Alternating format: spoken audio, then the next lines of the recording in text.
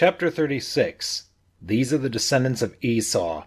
Esau took his wives from among the Canaanite women: Adah, daughter of Elon the Hittite; Oholibamah, granddaughter through Anna of Zebeon the Hivite; and Basemath, daughter of Ishmael and sister of Nebaioth. Adah bore Eliphaz to Esau, Basemath bore Ruel, and Oholibamah bore Jush, Jelam, and Korah. These are the sons of Esau who were born to him in the land of Canaan.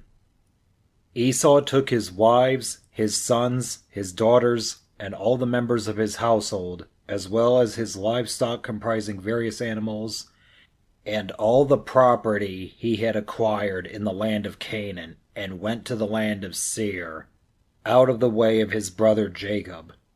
Their possessions had become too great for them to dwell together, and the land in which they were staying could not support them because of their livestock. So Esau settled in the highlands of Seir. These are the descendants of Esau, ancestor of the Edomites, in the highlands of Seir. These are the names of Esau's sons: Eliphaz, son of Esau's wife Adah, and Ruel, son of Esau's wife Basemath. The sons of Eliphaz were Teman, Omar, Zepho, Gatam, and Kenaz. Esau's son Eliphaz had a concubine, Timnah, and she bore Amalek to Eliphaz. These are the descendants of Esau's wife Adah. The sons of Ruel were Nahath, Zerah, Shammah, and Mizath. These are the descendants of Esau's wife Basemath. The descendants of Esau's wife Oholibamah, granddaughter through Anna and Zebeon, whom she bore to Esau, were Jush, Jalam, and Korah.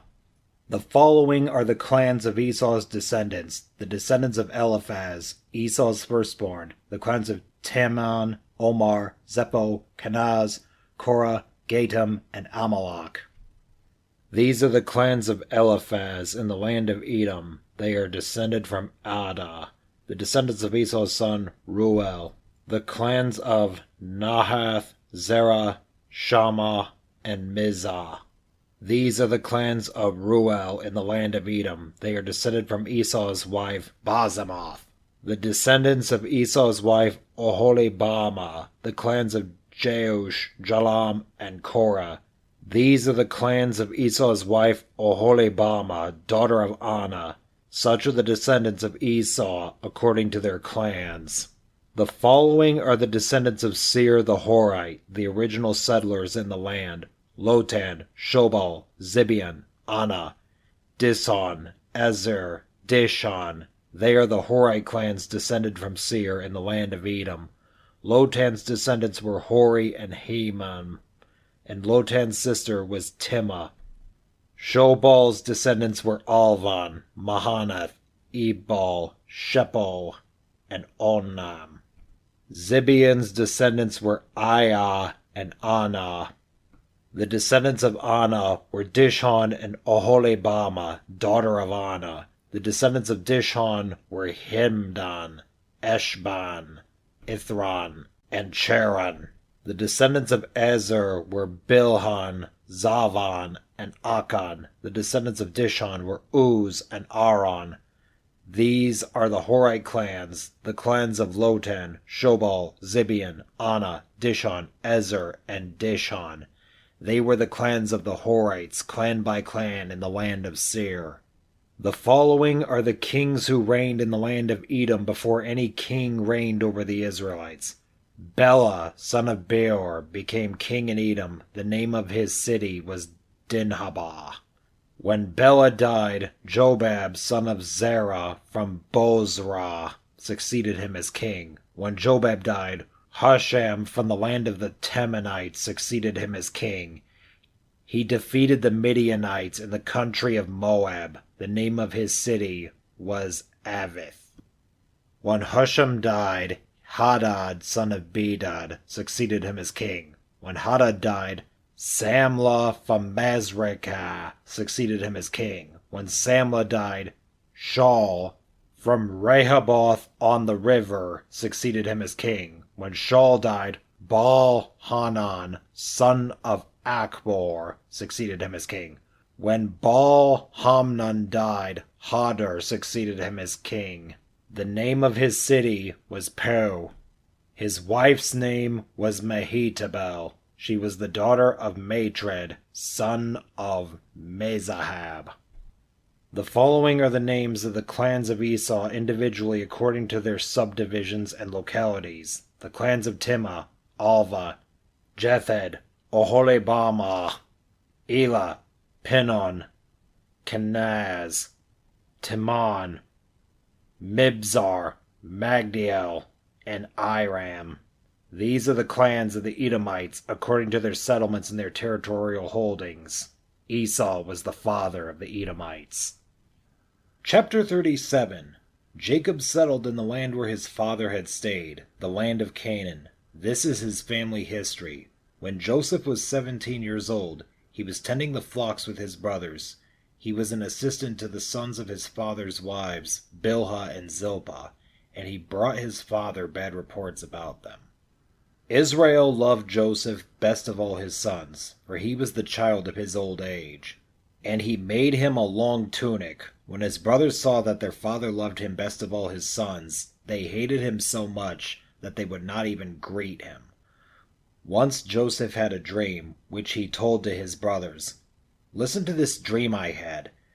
There we were, binding sheaves in the field, when suddenly my sheaf rose to an upright position, and your sheaves formed a ring around my sheaf and bowed down to it." "Are you really going to make yourself king over us?" his brothers asked him, "or impose your rule on us?" So they hated him all the more because of his talk about his dreams. Then he had another dream, and this one too he told to his brothers. "I had another dream," he said. "This time the sun and the moon and 11 stars were bowing down to me." When he also told it to his father reproved him. "What is the meaning of this dream of yours?" he asked. "Can it be that I and your mother and your brothers are to come and bow to the ground before you?" So his brothers were wrought up against him, but his father pondered the matter.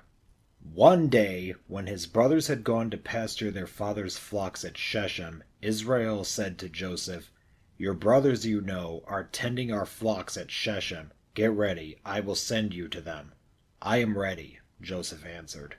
"Go, then," he replied. "See if all is well with your brothers and the flocks, and bring back word." So he sent him off from the valley of Hebron. When Joseph reached Shechem, a man met him as he was wandering about in the fields. "What are you looking for?" the man asked him. "I am looking for my brothers."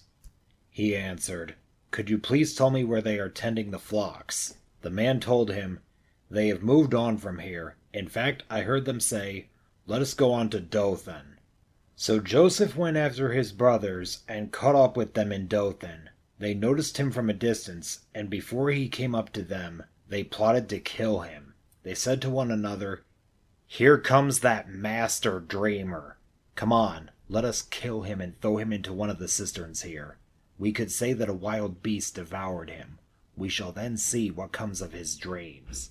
When Reuben heard this, he tried to save him from their hands, saying, "We must not take his life. Instead of shedding blood," he continued, "just throw him into that cistern there in the desert, but don't kill him outright."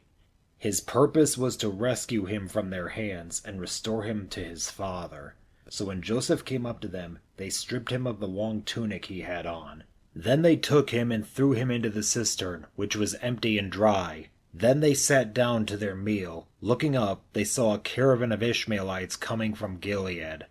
Their camels laden with gum, balm, and resin to be taken down to Egypt. Judah said to his brothers, "What is it to be gained by killing our brother and concealing his blood? Rather, let us sell him to these Ishmaelites, instead of doing away with him ourselves. After all, he is our brother, our own flesh." His brothers agreed. They sold Joseph to the Ishmaelites for 20 pieces of silver.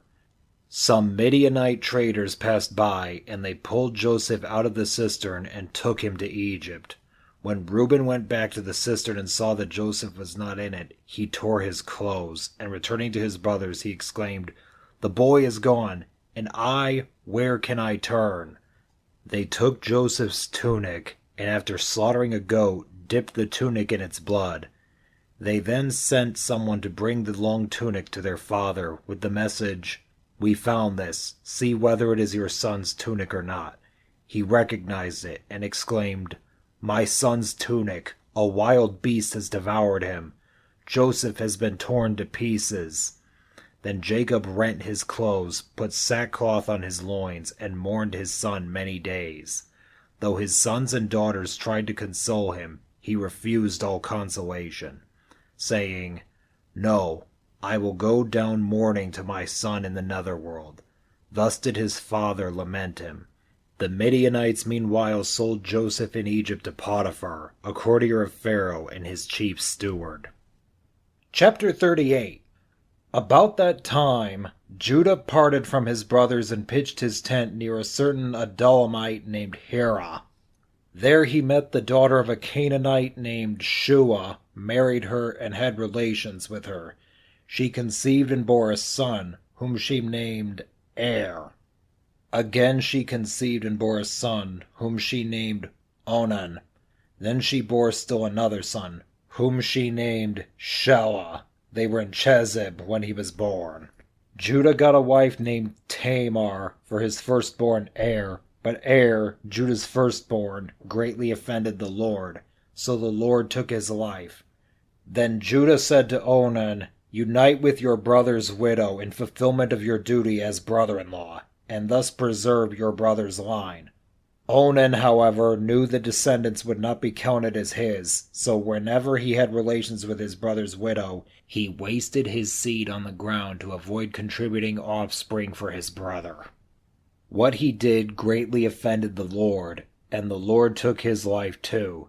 Thereupon Judah said to his daughter-in-law Tamar, "Stay as a widow in your father's house until my son Shelah grows up," for he feared that Shelah also might die like his brothers. So Tamar went to live in her father's house. Years passed, and Judah's wife, the daughter of Shua, died. After Judah completed the period of mourning, he went up to Timnah for the shearing of his sheep in the company of his friend Hira the Adullamite. When Tamar was told that her father-in-law was on his way to Timnah to shear his sheep, she took off her widow's garb, veiled her face by covering herself with a shawl, and sat down at the entrance to Enaim, which is on the way to Timnah, for she was aware that, although Shelah was now grown up, she had not been given to him in marriage. When Judah saw her, he mistook her for a harlot, since she had covered her face. So he went over to her at the roadside, and not realizing that she was his daughter-in-law, he said, "Come, let me have intercourse with you." She replied, "What will you pay me for letting you have intercourse with me?" He answered, "I will send you a kid from the flock." "Very well," she said, "provided you leave a pledge until you send it." Judah asked, "What pledge am I to give you?" She answered, "Your seal and cord and the staff you carry." So he gave them to her and had intercourse with her, and she conceived by him. When she went away, she took off her shawl and put on her widow's garb again. Judah sent the kid by his friend the Adullamite to recover the pledge from the woman, but he could not find her. So he asked the men of the place, "Where is the temple prostitute, the one by the roadside at Enaim?" But they answered, "There has never been a temple prostitute here." He went back to Judah and told him, "I could not find her, and besides, the men of the place said there was no temple prostitute there." "Let her keep the things," Judah replied. "Otherwise we shall become a laughingstock. After all, I did send her the kid, even though you were unable to find her." About 3 months later, Judah was told that his daughter-in-law Tamar had played the harlot and was then with child from her harlotry. "Bring her out," cried Judah. "She shall be burned." But as they were bringing her out, she sent word to her father-in-law, "It is by the man to whom these things belong that I am with child. Please verify," she added, "whose seal and cord and whose staff these are." Judah recognized them and said, "She is more in the right than I am, since I did not give her to my son Shelah." But he had no further relations with her. When the time of her delivery came, she was found to have twins in her womb. While she was giving birth, one infant put out his hand, and the midwife, taking a crimson thread, tied it on his hand, to note this one came out first. But as he withdrew his hand, his brother came out, and she said, "What a breach you have made for yourself." So he was called Perez. Afterward his brother came out, and he was called Zerah. Chapter 39. When Joseph was taken down to Egypt, a certain Egyptian, Potiphar, a courtier of Pharaoh and his chief steward, bought him from the Ishmaelites who had brought him there. But since the Lord was with him, Joseph got on very well and was assigned to the household of his Egyptian master. When his master saw that the Lord was with him and brought him success in whatever he did, he took a liking to Joseph and made him his personal attendant. He put him in charge of his household and entrusted to him all his possessions.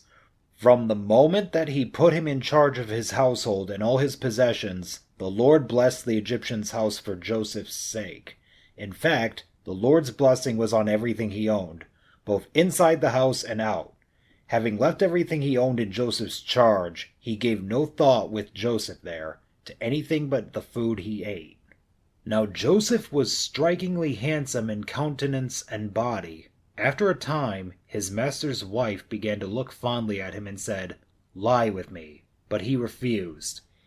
"As long as I am here," he told her, "my master does not concern himself with anything in the house, but has entrusted to me all he owns. He wields no more authority in this house than I do, and he has withheld from me nothing but yourself, since you are his wife. How then could I commit so great a wrong and thus stand condemned before God?" Although she tried to entice him day after day, he would not agree to lie beside her or even stay near her. One such day, when Joseph came into the house to do his work, and none of the household servants were then in the house, she laid hold of him by his cloak, saying, "Lie with me." But leaving the cloak in her hand, he got away from her and ran outside. When she saw that he had left his cloak in her hand as he fled outside, she screamed for her household servants and told them, "Look, my husband has brought in a Hebrew slave to make sport of us. He came in here to lie with me, but I cried out as loud as I could. When he heard me scream for help, he left his cloak beside me and ran away outside." She kept the cloak with her until his master came home. Then she told him the same story. "The Hebrew slave whom you brought here broke in on me to make sport of me. But when I screamed for help, he left his cloak beside me and fled outside." As soon as the master heard his wife's story about how his slave had treated her, he became enraged. He seized Joseph and threw him into the jail where the royal prisoners were confined. But even while he was in prison, the Lord remained with Joseph. He showed him kindness by making the chief jailer well disposed toward him. The chief jailer put Joseph in charge of all the prisoners in the jail, and everything that had to be done there was done under his management. The chief jailer did not concern himself with anything at all that was in Joseph's charge, since the Lord was with him and brought success to all he did. Chapter 40. Some time afterward, the royal cupbearer and baker gave offense to their lord, the king of Egypt. Pharaoh was angry with his two courtiers, the chief cupbearer and the chief baker, and he put them in custody in the house of the chief steward, the same jail where Joseph was confined. The chief steward assigned Joseph to them, and he became their attendant. After they had been in custody for some time, the cupbearer and the baker of the king of Egypt, who were confined in the jail, both had dreams on the same night, each dream with its own meaning. When Joseph came to them in the morning, he noticed that they looked disturbed. So he asked Pharaoh's courtiers who were with him in custody in his master's house, "Why do you look so sad today?" They answered him, "We have had dreams, but there is no one to interpret them for us." Joseph said to them, "Surely interpretations come from God. Please tell the dreams to me." Then the chief cupbearer told Joseph his dream. "In my dream," he said, "I saw a vine in front of me, and on the vine were 3 branches. It had barely budded when its blossoms came out, and its clusters ripened into grapes. Pharaoh's cup was in my hand, so I took the grapes, pressed them out into his cup, and put it in Pharaoh's hand. Joseph said to him, "This is what it means. The 3 branches are 3 days. Within 3 days, Pharaoh will lift up your head and restore you to your post. You will be handing Pharaoh his cup as you formerly used to do when you were his cupbearer. So if you will still remember, when all is well with you, that I was here with you, please do me the favor of mentioning me to Pharaoh to get me out of this place. The truth is that I was kidnapped from the land of the Hebrews, and here I have not done anything for which I should have been put into a dungeon." When the chief baker saw that Joseph had given this favorable interpretation, he said to him, "I too had a dream. In it I had 3 whisker baskets on my head. In the top one were all kinds of bakery products for Pharaoh, but the birds were pecking at them out of the basket on my head." Joseph said to him in reply, "This is what it means. The 3 baskets are 3 days. Within 3 days, Pharaoh will lift up your head and have you impaled on a stake, and the birds will be pecking at the flesh from your body." And in fact, on the 3rd day, which was Pharaoh's birthday, when he gave a banquet to all his staff, with all his courtiers around him, he lifted up the heads of the chief cupbearer and chief baker. He restored the chief cupbearer to his office, so that he again handed the cup to Pharaoh. But the chief baker he impaled, just as Joseph had told them in his interpretation. Yet the chief cupbearer gave no thought to Joseph. He had forgotten him.